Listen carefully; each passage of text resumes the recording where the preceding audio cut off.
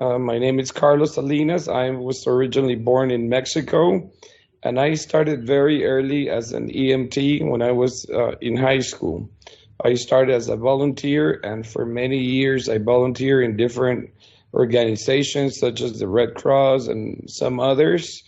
And that eventually became my full-time job, from volunteer to full-time paramedic, and that's how I got into the business.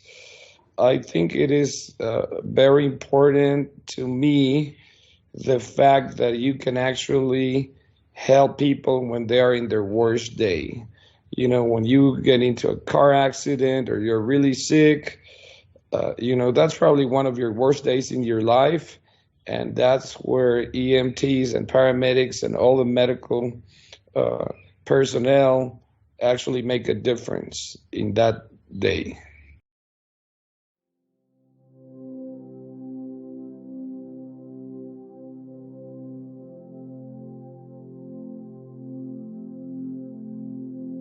I am actually having a little vacation with the family in Puerto Vallarta, and I'm just thinking, oh, that's good. We're gonna get to stay a couple of weeks more. The kids are gonna be off for a couple of weeks, and that's about it. We had previous uh, pandemics like that, like MERS or SARS, and they didn't really impact our region. So I'm thinking, this is something that it's not gonna really impact our region. So at that point, I'm relaxed, confident that nothing big is going to happen.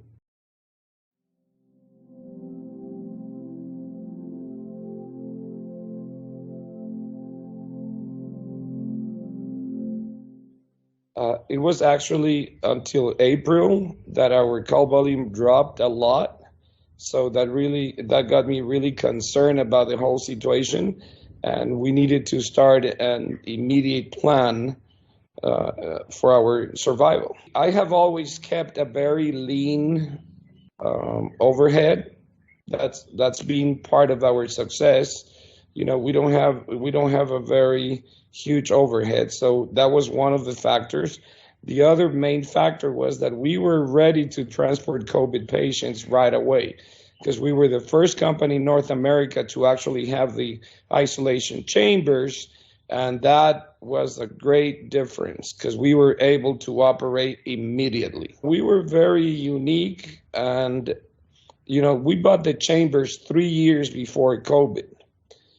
This was right after the Ebola situation, so I decided to buy them just to be prepared, just like an extra piece of equipment to be ready. And it turned out to be very positive because it allows us to react right away.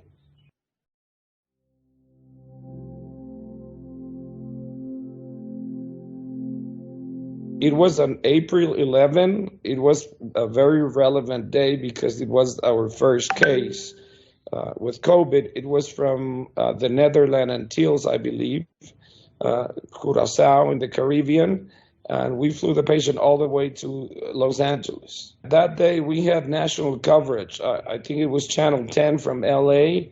They were actually filming from their helicopter as we landed, and the TV station called me and interviewed me, and they were very, very surprised and excited about our capabilities.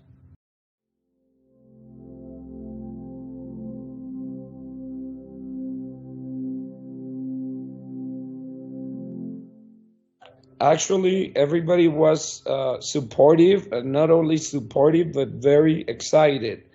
All my staff, or most of them, come from a volunteer background as I come from. So it was something exciting, and they were all for it.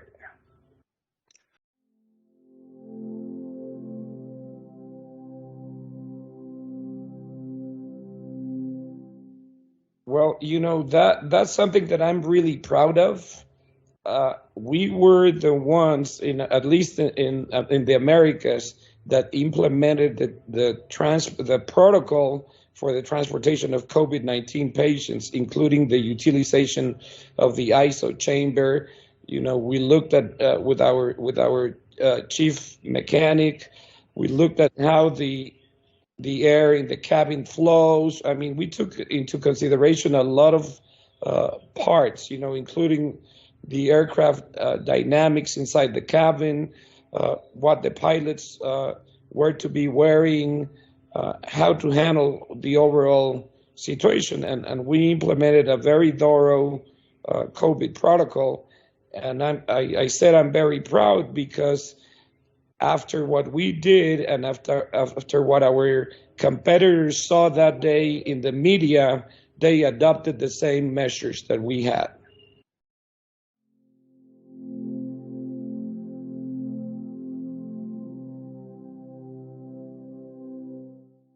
Well, we actually did two that, these were world record breakers. We flew two Korean patients and different on different months from Mexico all the way to Korea.